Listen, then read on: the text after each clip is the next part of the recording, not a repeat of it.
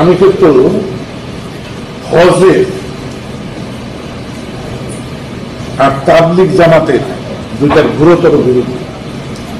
আমি জামাতে ইসলামের যত বিরোধী তার চেয়ে হজের এবং তাবলিগের বিরোধী। যে কত ম্যান পাওয়ার নষ্ট হয়,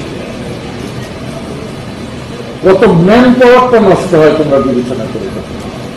হজের জন্য 20 লক্ষ লোক আজকে সৌদিতে গেছে।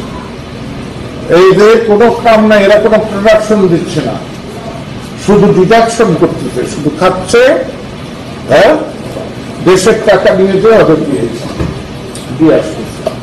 এবার এই যে যদি আমার বাংলাদেশ থেকে 1 লক্ষ লোক যায়, 5 লাখ কোটি টাকা যদি খরচ হয়, তাহলে কত টাকা হইল?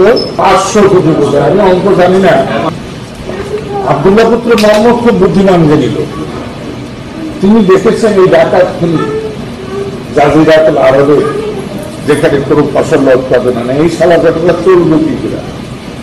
তাই একটা ব্যবস্থা করেছেন যে সারা পৃথিবীর তার বিশ্বাসী লোকরা ওখানে যাবে ওই হনুমান করে।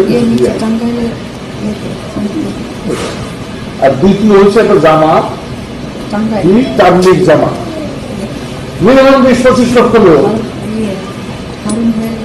একসময় ওখানে উপস্থিত হয়। নিজেদের তো কর্মসময় নষ্টই, সারা দেশের গাড়ি ঘোড়া বন্ধ হয়ে যায়।